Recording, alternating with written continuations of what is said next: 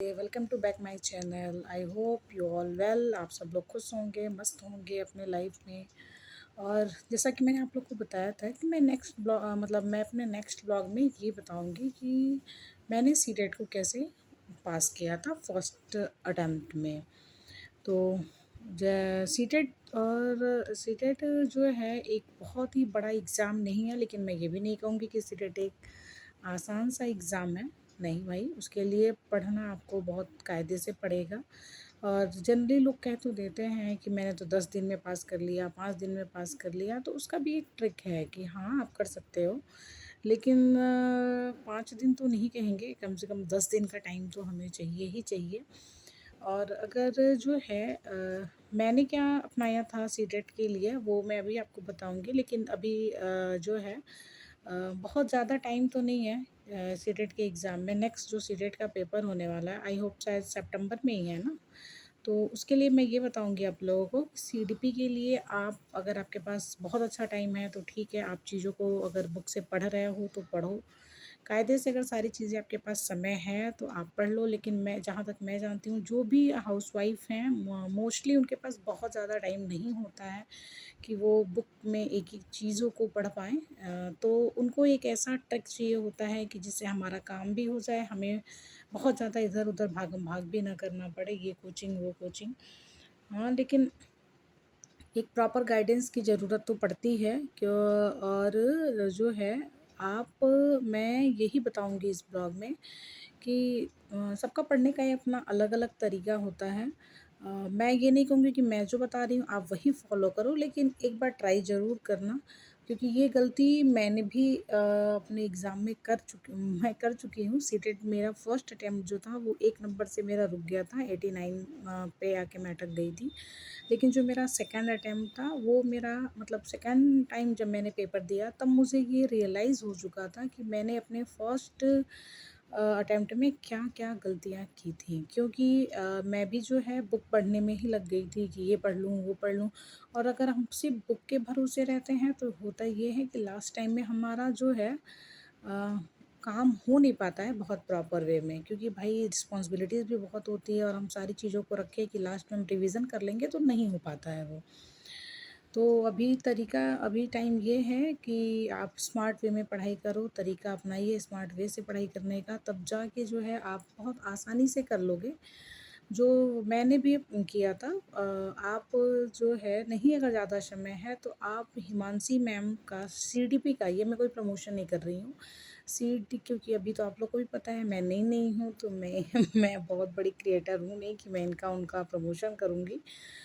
मैं अपना personal experience आप लोगों से बता रही हूँ कि आप हिमांशी मैम का जो है सीडीपी का अगर पूरे क्लासेस देख सकते हो, आपके पास अभी टाइम है, अगर आपको लगता है कि हाँ अभी मेरे पास टाइम है तो आप पूरे क्लासेस देख लो सीडीपी का। कोई भी पुराना उनका कई सारा यूट्यूब पे वीडियो पड़ा हुआ है जिसके लिए आपको कोई पे नहीं करना है, नॉर्मल ही उनके चैनल पे जाइए और वहाँ से आप डालिए। और नहीं तो फिर उनका मैराथन का वीडियो देख लीजिए सीडीपी का, 3 साढ़े 3 या 4 घंटे का ही होगा। और उसको एक बार ना देखिए, आप 3 4 बार देख लीजिए, जिससे कि कॉन्सेप्ट बहुत अच्छे से क्लियर हो जाएंगे। क्योंकि सीडीपी का एग्ज़ाम करें, सीटेट के एग्ज़ाम में कॉन्सेप्ट की क्लैरिटी बहुत ही ज़रूरी है। अगर आपका कॉन्सेप्ट क्लियर है तो आप बहुत अच्छा कर लोगे, क्योंकि पेडागोजी भी बहुत अच्छे लेवल का पूछता है सीटेट में। क्योंकि अभी मैंने यूपी टेट भी दिया था तो यूपी टेट और सीटेट अगर दोनों की मैं बात करूं तो सीटेट टफ़ है यूपी टेट से टफ़ है। क्योंकि सीटेट जो है वो क्या बोलते हैं, कॉन्सेप्चुअल है, एंड यूपी टेट जो है वो फैक्चुअल है। उसमें जो है चीज़ें फैक्ट के बेस पे हैं कि हाँ ये इनके राइटर ये हैं, इसका ये है तो ये ऐसे। लेकिन सीटेट में आपको ऐसा नहीं मिलेगा, वहाँ आपको अपना दिमाग चलाना पड़ेगा।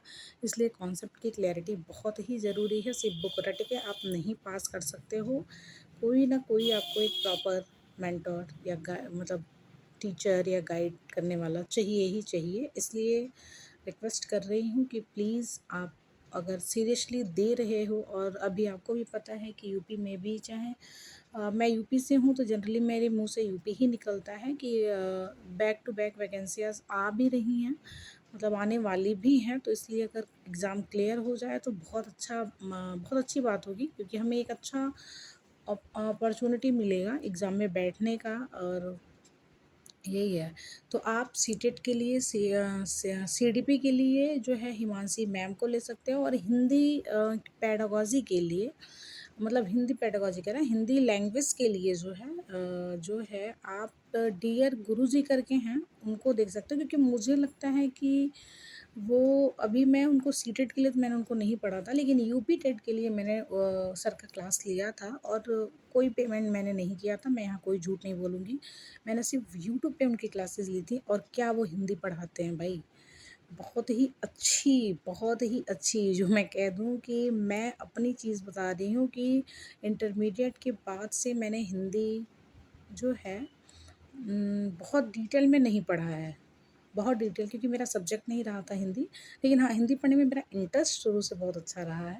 तो फिर जो है सर का ही क्लास ली थी मैं। टेट के लिए तो मैंने कोई बुक भी नहीं लिया था, सिर्फ एक प्रैक्टिस सेट ही लिया था। सीटेट के लिए मैंने हाँ 1-2 बुक ली थी, जो बाद में मुझे लगा कि ज़रूरत नहीं था। अगर मैंने यूथ कंपटीशन का सॉल्व पेपर रखा था, उतने से ही मेरा काम हो गया होता, क्योंकि मैंने मोस्टली क्लासेस तो यूट्यूब से ही किए थे।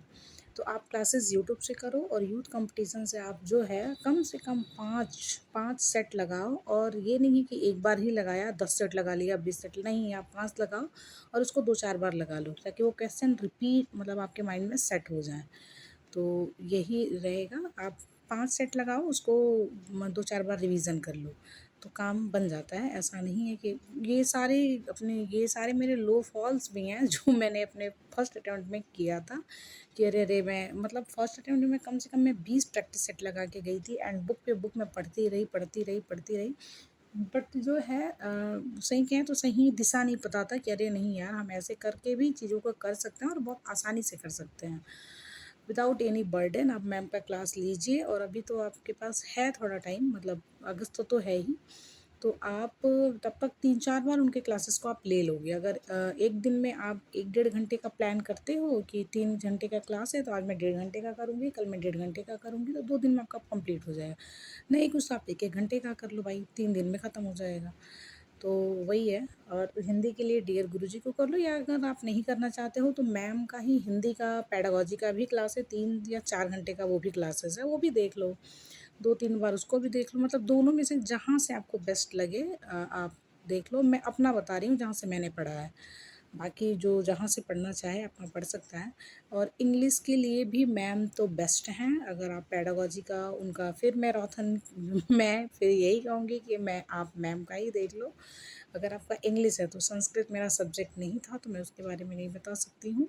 लेकिन जैसे सीटेट का सबसे प्लस पॉइंट ये है कि जो है सीटेट के एग्ज़ाम में जो लैंग्वेज का जो पेपर होता है, वो सेम क्वेश्चंस जो हिंदी में रहेंगे वही इंग्लिश में रहेंगे, बस लैंग्वेज अलग होती है।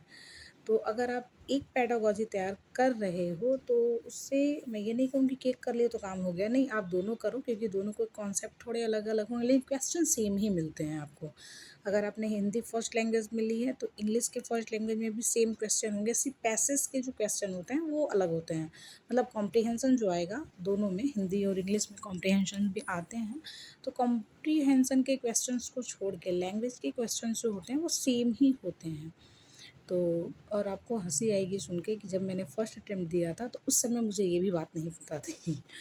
तो ये मैं आपको बता रही हूँ, बहुत सारे लोगों से हो जाता है, मेरे से भी हुई थी, तो मैं उस चीज़ को समझ रही हूँ कि हाँ, हमारा ध्यान नहीं जाता है कि भाई ऐसा भी पेपर में हो सकता है, लेकिन है ऐसा।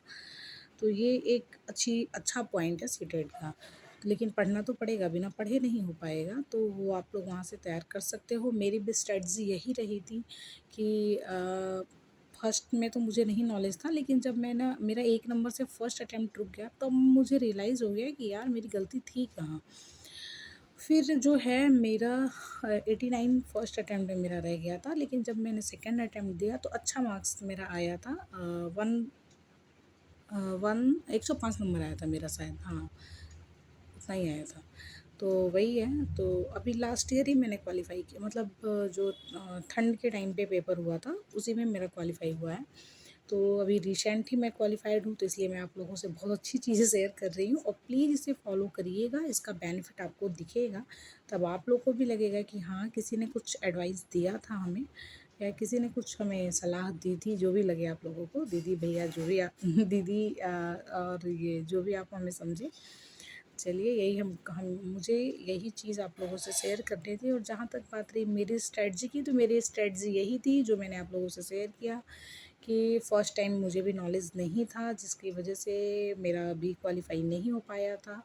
और सेकंड अटेम्प्ट जब मैंने दिया, तो फिर मैंने बहुत ही अच्छे से सोच समझ के चीज़ों को एनालाइज़ करके तब मैं अपनी तैयारी की थी।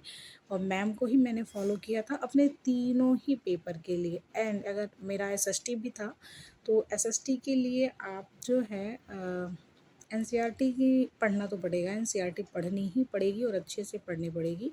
तो उसमें जो है सनी सर की क्लास काफ़ी अच्छी है। और सनी सर के साथ साथ मैं एक और क्लास की थी, डिजिटल जीके क्लासेस करके एक मैम पढ़ाती हैं, तो आप उनको भी फॉलो कर सकते हो। लेकिन सनी सर जो है बेस्ट पढ़ाते हैं, और मैम भी अच्छा पढ़ाती हैं। मैम से भी मैंने काफ़ी कुछ कवर किया था।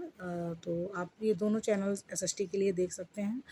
और बाकी जो है चैनल भी देखिए, और पर डे जो है प्रैक्टिस सेट का एक सेट ज़रूर लगाइए। यही है। ऐसे ही मैंने भी अपना किया था, और बहुत ही अच्छे से हो गया था, क्योंकि थोड़ी सी मतलब अपना पेशेंस रख के ही पढ़ाई करनी है। पढ़ाई तो पढ़ाई होती है भाई। चलिए, बस इतना ही आप लोगों से बातें करनी थी, कि अब एक दिन मैं अपना टेट के बारे में भी आप लोग को बताऊंगी। पहले टेट का रिज़ल्ट आ जाए, नहीं तो भाई लोग कहेंगे कि अभी पास हुई नहीं, एडवाइस देने आ गई।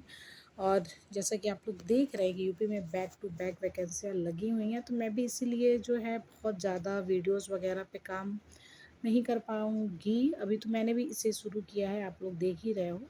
तो जैसा कि स्टार्टिंग में करना चाहिए कि हाँ, ये भी डाल दूँ, वो भी डाल दूँ, तो नहीं हो सकता है, क्योंकि मैं अभी अपने एग्ज़ाम की प्रिपरेशन में भी लग गई हूँ।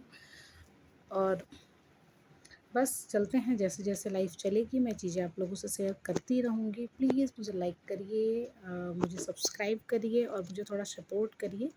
और बाकी जो भी मेरा एक्सपीरियंस होगा वो मैं आप लोगों से शेयर करूँगी। और मेरे ब्लॉग जैसा जैसे मुझे टाइम मिलेगा मैं डालती रहूँगी। डेली रूटीन के भी मैं ब्लॉग डालूँगी, और अपने स्टडी से रिलेटेड भी मैं ब्लॉग डालूँगी।